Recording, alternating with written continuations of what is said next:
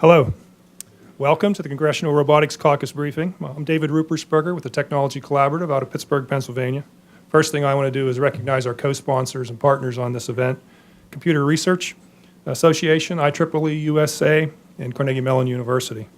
The goals of the caucus are threefold: to educate members of the Congress and their congressional staffs on issues related to robotics, to serve as a forum for robotics-related policy issues to be discussed and exchanged, and ensure that our nation remains competitive in the areas of robotics technology and commerce, which is growing around the robotics field. We've got a very good agenda for you. We should finish sometime between 1 and 1:15. To get things started, I want to introduce our first speaker. Congressman Phil Gingrey has been representing Georgia's 11th District since 2003, and he's been co-chairing the Congressional Robotics Caucus since early 2009. Please welcome Congressman Phil Gingrey.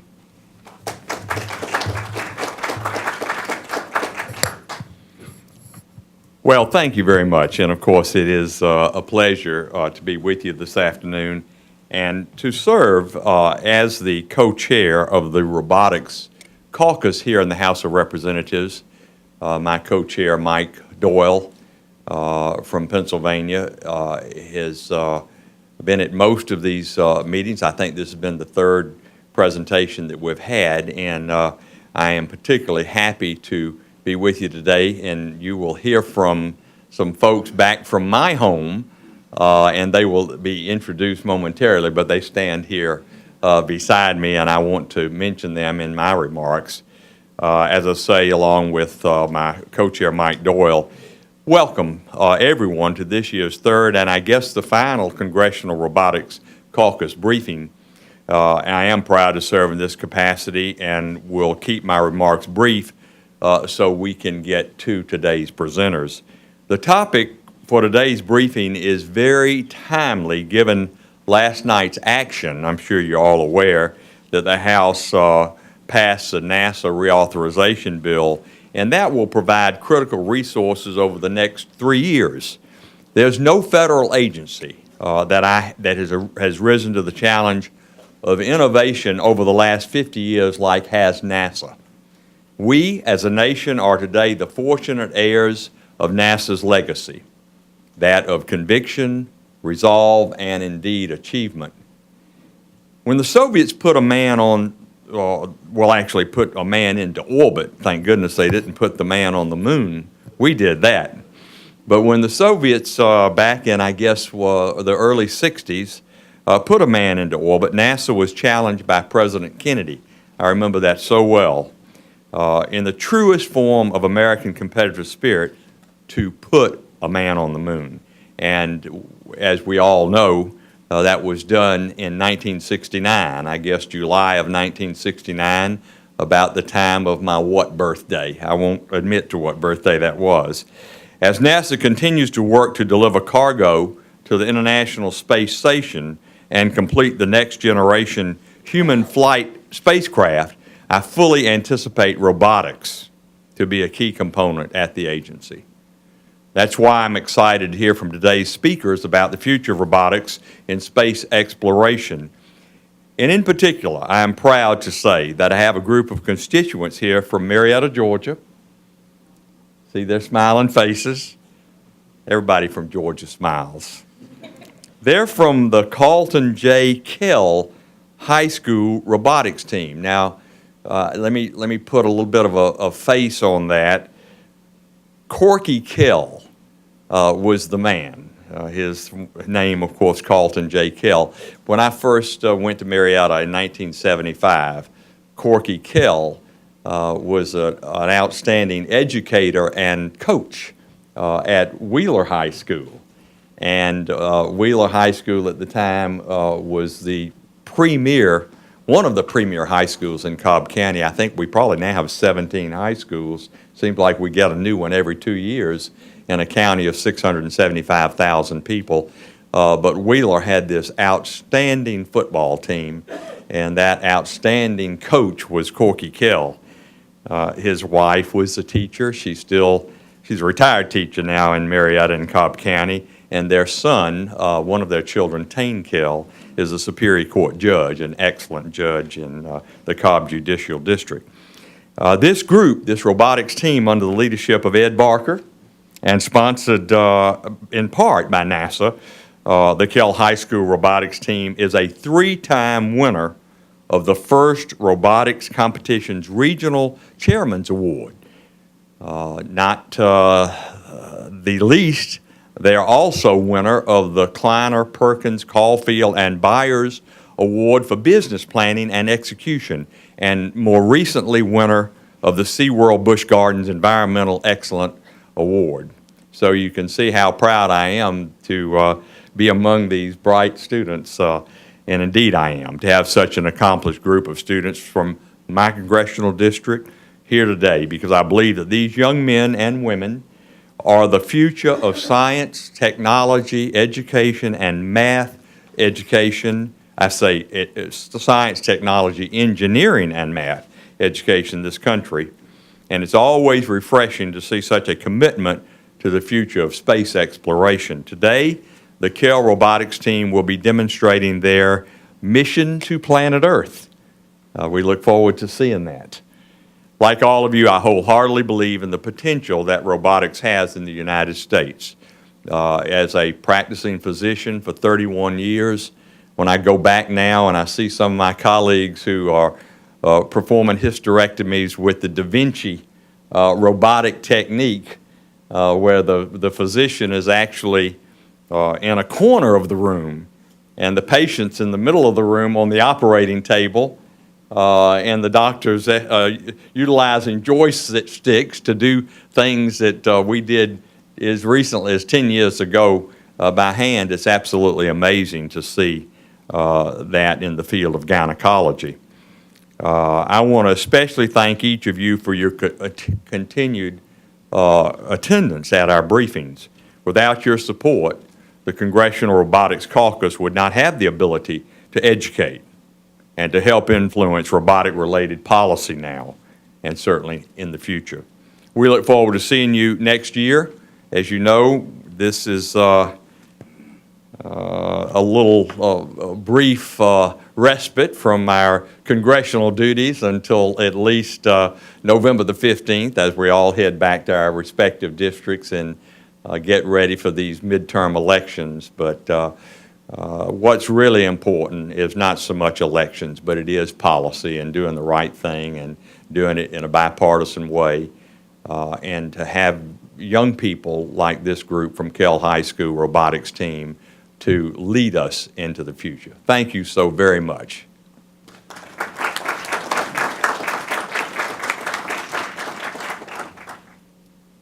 We've been talking about FIRST, and many of you probably know what it is, but if you don't, it stands for Inspiration and Recognition of Science and Technology. It was an organization that was founded back in 1989 by Dean Kamen and a professor named Woody Flowers. They put together a competition for high school students, and the first competition was held in 1992, and the finals were held in a gymnasium in Massachusetts. Last year, the finals were held in the Georgia Dome, and this year, more than 250,000 students across the country will participate in the various competitions and other activities of FIRST. One of the most recognized teams, as Congressman Gingrey pointed out, is the team from Marietta, Georgia. And I'd like to introduce Ed Barker to talk more about what they've been doing.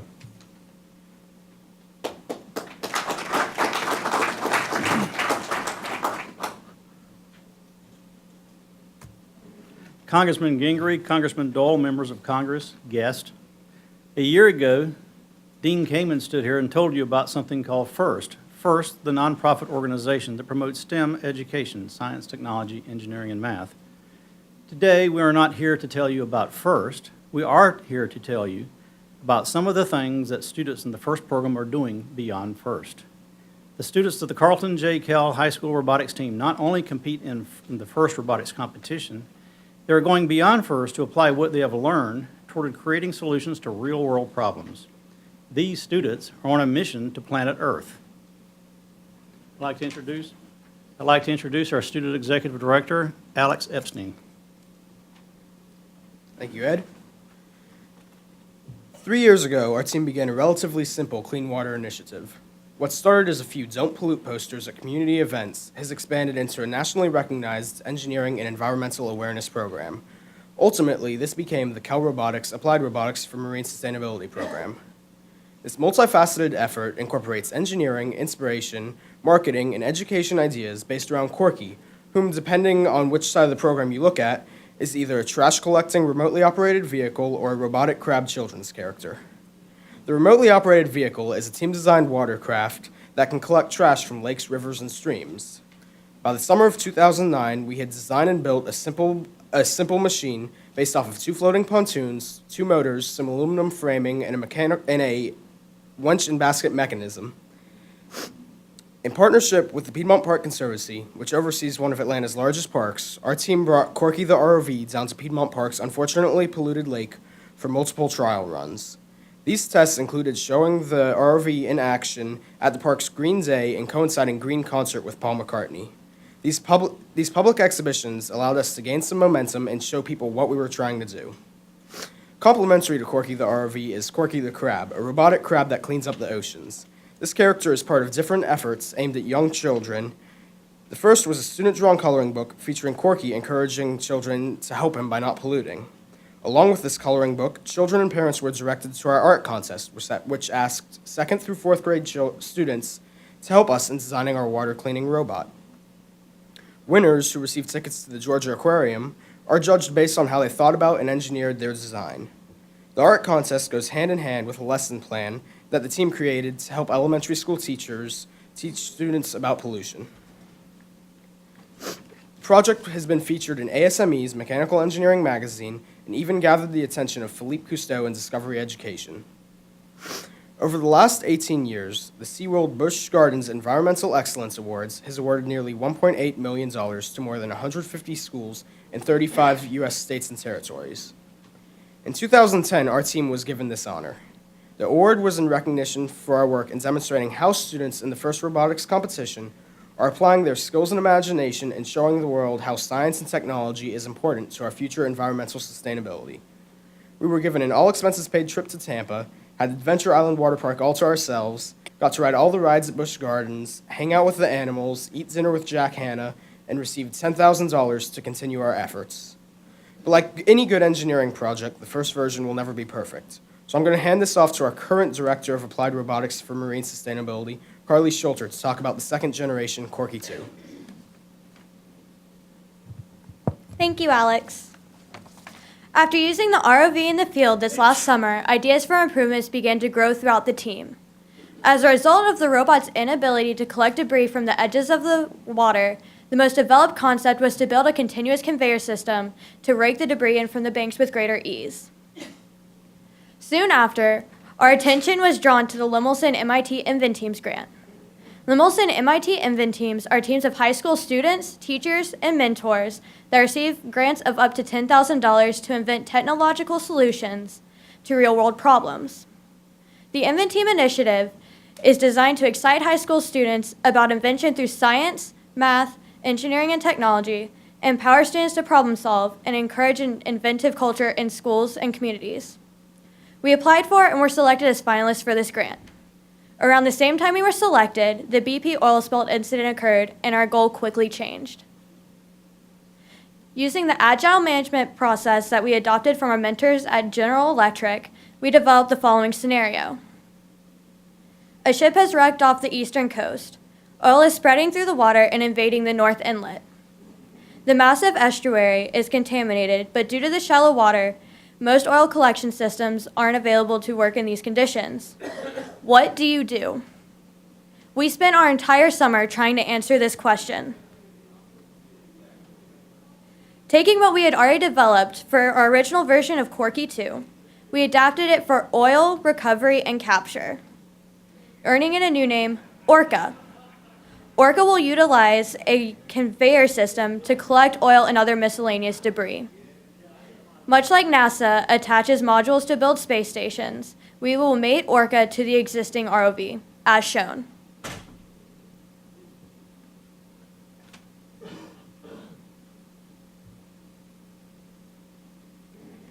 In the future, we plan to outfit Orca with its own propulsion systems in order to conquer other terrains. Orca was submitted as our final application for Invent-Teams, and the recipients of the grants will be announced tomorrow. Hopefully tomorrow will be a great day. Helping with our mission to planet Earth, we have our Director of Applied Robotics for Energy Sustainability, Ms. Jackie Ryback. Thanks, Carly. In addition to helping clean up our estuaries, we also recently started a project to increase energy literacy. To increase people's knowledge about energy, we designed a website to help everyone get a basic understanding of energy and its forms. This website has a master chart that shows the various forms of energy. If you click on one of these pictures, more information will pop up about this fuel source. This project is not about energy conservation. It is to give people a basic understanding of energy and a new approach to the concerns about carbon dioxide. Carbon dioxide has been a major topic lately. In order to fix this problem, we need to understand its cycle. This is very easy to understand, and it comes in 3 stages. Before the Industrial Revolution and the discovery of fossil fuels, the cycle was balanced. Plants took in carbon dioxide and sunlight, and when the plants were burned, they released the carbon dioxide, which could be absorbed by other plants. Today, with the use of fossil fuels, the cycle is less balanced. Unlike the carbon from trees, when the carbon from oil and coal is released, it has no way to return, and it creates an excess. This excess is the main concern for the global warming discussion. People are already discovering new ways to balance the cycle. We refer to this new technology as the lockbox. This lockbox will take carbon dioxide and the energy from sunlight and change it into fuel. Basically, it does what plants do, only better, an artificial tree. So this is all science fiction. This won't be invented for another 30 years, right? Wrong. There are already some amazing projects working to fix this problem. Sandia National Laboratories, the University of California, San Diego, and the University of California, Los Angeles are already working on ideas to turn sunlight into oil. Essentially, the lockbox. Our goal is to increase energy literacy and get kids excited about creating long-term energy solutions.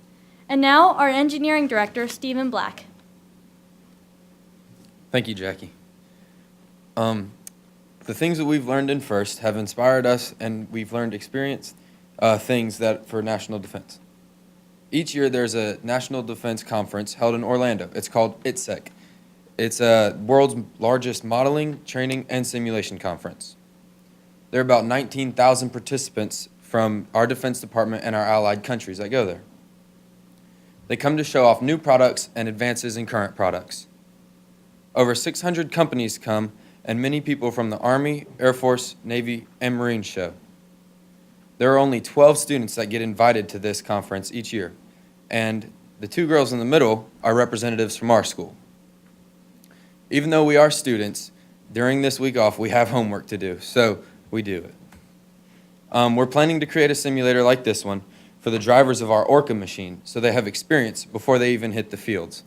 We hope to exhibit this at the next show in December. And a big part of simulation is animation, so I'm handing this over to our animation director, Rachel Spivey. Thank you, Stephen. In today's world, animation is not just for video games and Finding Nemo. People use animation for training, simulations, and education. This slide is an explanation of arterial sclerosis, straight from a medical journal.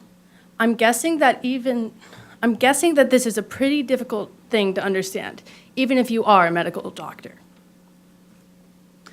There's a lot that can be done in reforming the classroom to make concepts easier to learn. One of these is to use animations to help not only students, but professionals as well, in understanding scientific phenomena such as arterial sclerosis. This video was produced by the Harvard Medical School to help students understand the process.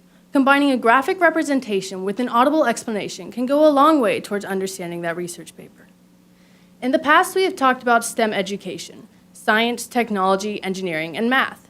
However, there are people advocating for STEAM, in which the A stands for animation. In high school, we can use videos like this to illustrate basic chemistry concepts. For example, this animated representation depicts salt dissolving in water. One of the things our team's doing is attempting to connect the new animation class at our school with the science department. For example, a student may have the chance to create an animation that explains a topic in their science class. and submit the project for not only that science class, but for the animation class as well. For us, this is all tentative, but it is becoming clear that the STEM field is transforming to STEAM. And now for Ms. Kelsey Shriver.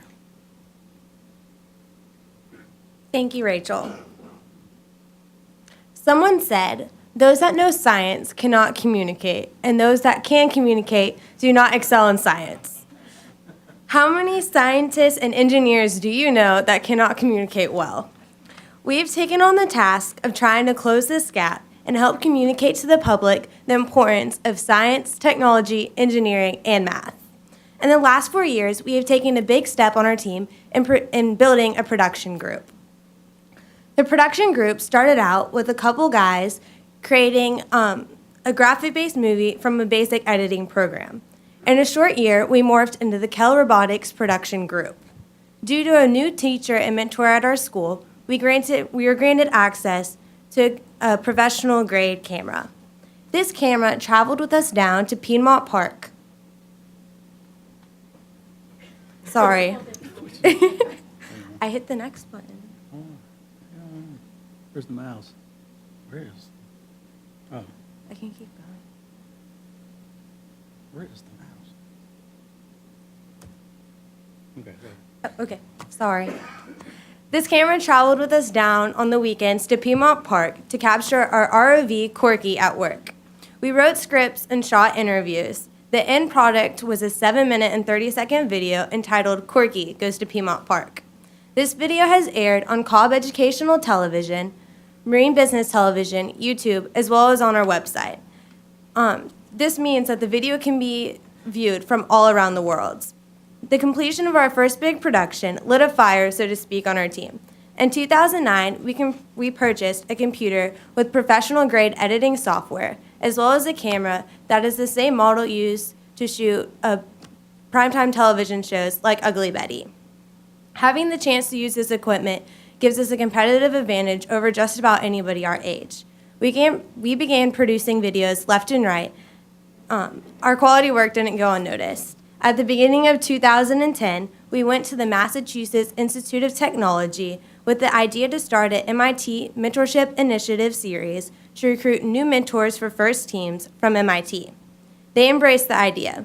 We got to work and created 2 videos. After seeing the videos, MIT said that they would be able to recruit 1,000 new mentors using them. The videos will show at the MIT Alumni Forum in a couple weeks. The Kell Robotics Production Group is continually working to drive public interest. So what you just saw is a strong example of what being in a program such as FIRST can do for students. We learn independent thinking, business planning, market context, and professional skills like that of leadership and problem solving. All skills that can be used for the benefit of our society. These are skills that we learn on the job, not in the classroom. On our team, we are forced to face real-world problems head-on and apply our newly gained knowledge in fixing these real-life issues. Robotics has given us the skills and experience necessary to become productive and contributing members of society, skyrocketing its societal value. There are over 3,500 companies and institutions that contribute to making the FIRST program work. These are companies like General Electric, United Technologies, National Instruments, and Autodesk. In fact, the animation that you just saw was created by professional-grade software donated by Autodesk. But as we continue to work towards our own goals, the biggest issue that we notice is that teachers lack the incentive to help out with the effort. Students all around the nation seek to start teams at their schools, but find it impossible when no teacher is available to sponsor and mentor the team. Coincidentally, our team was informed of a new bill shortly after we were ready to come up here.